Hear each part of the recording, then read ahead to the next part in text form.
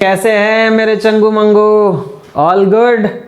हम पढ़ रहे हैं एक्सरसाइज 5.1 क्वेश्चन नंबर 4 और उसका 10th नंबर क्वेश्चन। तो चलिए देखते हैं हमारा 10th नंबर क्वेश्चन क्या है। 10th नंबर क्वेश्चन है a 2a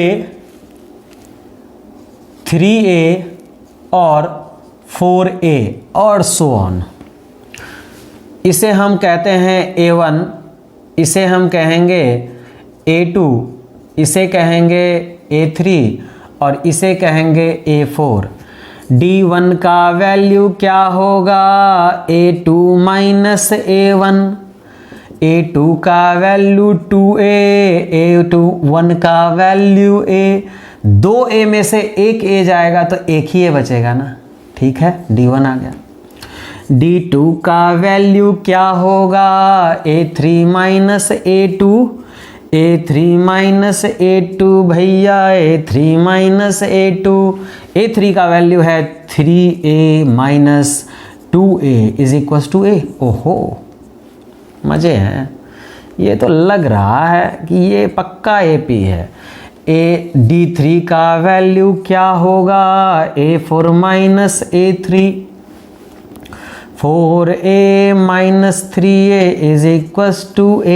So we get d1 is equals to d2 is equals to d3 is equals to say it's d is equals to a।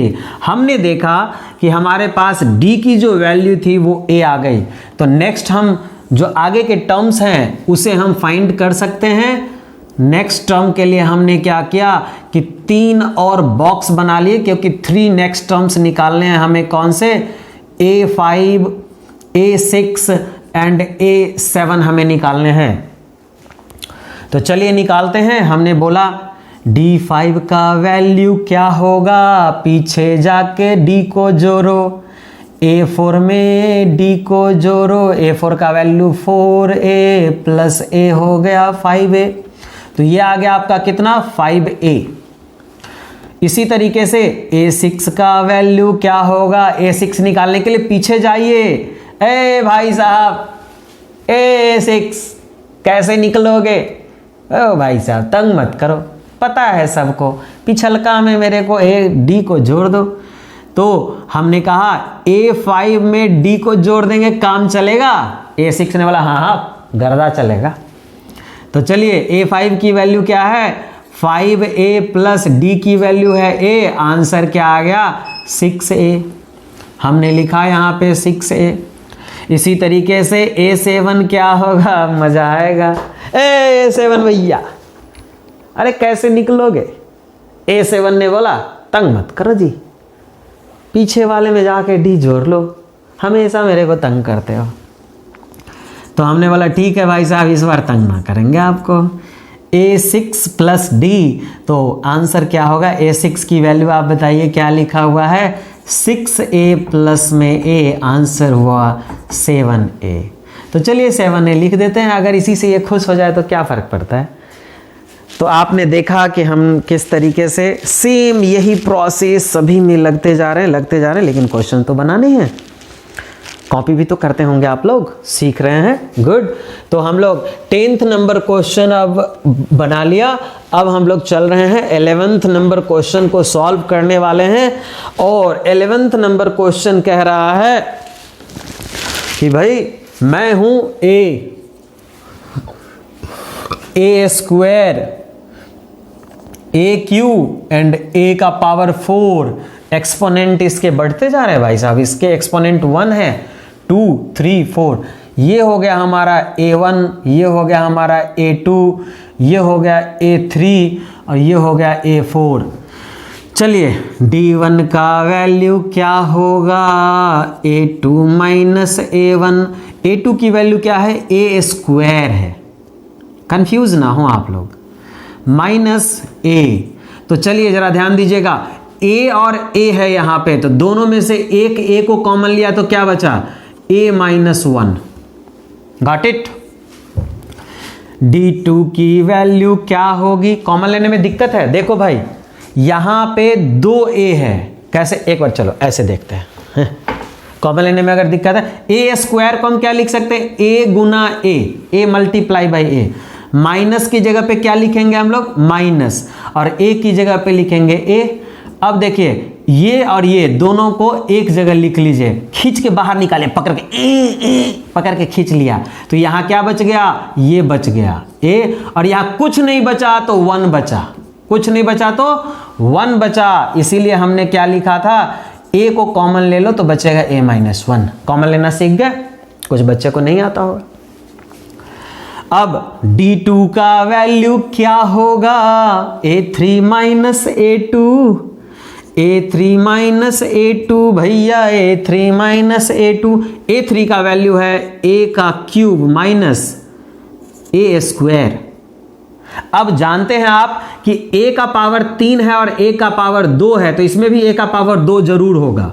तो हम क्या लिख सकते हैं इसको, a का पावर 2 को बाहर खींच के निकालेंगे तो यहाँ कितना a बच जाएगा, 3 में से 2 को a को खींच के निकाल लिए तो एक a तो बच गया, और इसमें से दोनों a निकाल लिए तो बोला भाई साहब ले जा रहे हैं तो 1 ही बचेगा ना मेरे पास, क्यों, क्योंकि मेरे आगे में कुछ नहीं, तो 1 का मल्टीप्लाई है।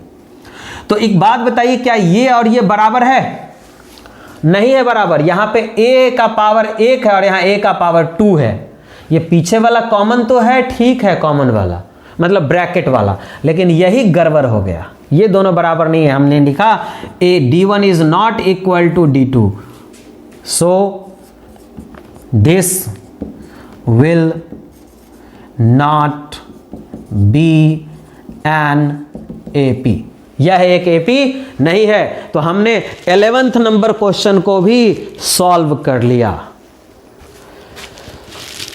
ठीक है। तो चलिए अब हम लोग 12th नंबर क्वेश्चन के ऊपर आते हैं। 11 नंबर तो AP नहीं था, अब देखते हैं 12th नंबर AP है या नहीं है। तो चलिए 12th नंबर क्वेश्चन से पूछते, ओ भाई साहब क्या हैं आप, आइए। √2, √8, √18, √32 ... इसे मान लिया हमने A1, इसे मान लिया A2, इसे मान लिया A3 और इसे मान लिया A4। D1 का वैल्यू क्या होगा, A2 माइनस A1, A2 का वैल्यू √2 माइनस √2। समझ में आ रहा है बात, बिल्कुल आ रहा होगा।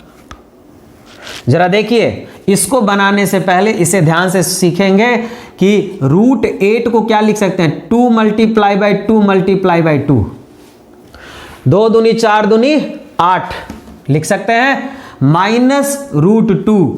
अब देखिए पेयर, रूट के अंदर में 2 अगर कॉमन मिल जाए तो बाहर आ जाते हैं, तो इसको हम लिख सकते हैं 2√2 माइनस 2। अब 2 रोटी में से 1 रोटी चला गया, 1 रोटी बच गया, 2√2 रोटी नहीं √2 बोल रहा था, 2√2 में से 1 √2 गया, कितना √2 बच गया, 1 √2। D2 का वैल्यू क्या होगा, A3 minus A2, A3 minus A2 भैया, A3 का वैल्यू √18 माइनस होगा √8। अब हम सेम वही काम करेंगे, √18 को कैसे लिखेंगे जरा ध्यान दीजिएगा, 3 3 9 मल्टीप्लाई बाय √2, और यहां लिखेंगे माइनस ऑफ √8 को लिखेंगे 2 इंटू 2 इंटू 2, ये 2 और ये 3 दोनों में कॉमन है, पेयर बन रहा है, तो 3 को बाहर निकाला तो बच गया √2, और यहां पे 2 को बाहर निकाला तो बच गया √2। 3 √2 और 2 √2 है, मतलब 3 रोटी में से 2 रोटी चला गया, 1 रोटी बच गया। भाई साहब ये पक्का AP होगा। तो ये हमारा हो गया, D3 का वैल्यू क्या होगा, A4 minus A3, A4 minus A3, A4 की वैल्यू 32 रूट में, और माइनस होगा √18। अब इसे कैसे माइनस करें, तो 32 को हम लिख सकते हैं क्या, 2 इंटू 2 इंटू 2 इंटू 2, 2 दूनी 4 दूनी 8 दूनी 16 दूनी 32, माइनस √18 को हम लिख सकते थे 3 इंटू 3 इंटू 2, ये पेयर बना, ये पेयर बना, ये पेयर बना, 2 2 जा 4√2 माइनस 3√2। अब बताइए 4√2 माइनस 3√2 क्या होगा? 1√2। 4 रोटी में से 3 रोटी गया, 1 रोटी बच गया। हमने देखा D1 is equals to D2 is equals to D3 is equals to D is equals to √2। हमें D की वैल्यू मिल गई √2 और ये AP है। दिस इज एन AP लिख देते हैं, दिस इज एन AP। जब ये AP है तो हमें AP के लिए काम करना होगा। क्या काम करना होगा? नेक्स्ट जो 3 कंसेक्यूटिव टर्म्स होंगे that we have to find, वो हमें निकालने होंगे। कौन से? A5, A6 और A7। चले A5 उठो उठो, तुम्हारा वैल्यू कैसे निकलेगा? बोला भाई A पीछे जाओ जरा। A5 बोला A4 के पास जाके D जोड़ लो। A4 का वैल्यू कितना है? A4 का वैल्यू है √32 प्लस √2 को ऐड कर लिया, √2 को ऐड कर लिया तो देखो क्या आ गया। √32 को हम क्या लिख सकते थे? देखिए जरा, √32 को लिख सकते हैं 4√2। क्या लिख सकते हैं? 4√2 प्लस √2। आंसर आया कितना? 5√2। क्या आया? 5√2। तो या तो आप इसे 5√2 लिखे या फिर 5 को आप अंदर भेजेंगे तो क्या हो जाएगा? सो देखिए 5 5 जा 25, अंदर जाएगा तो 2 बार 5 होगा ना, और 1 2 पहले से है तो √50 इसका आंसर आया। या फिर आप इसको √50 लिखें, बात एक ही है।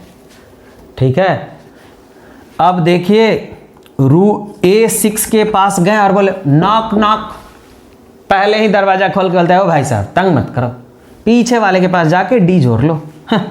तो A5 में हम भी गए, हम भी अपने एटीट्यूड में थे, नहीं पूछेंगे तुमको। अब A5 में D को जोड़ लेंगे। हमने देखा A5 तो निकाल रखे हैं, क्या?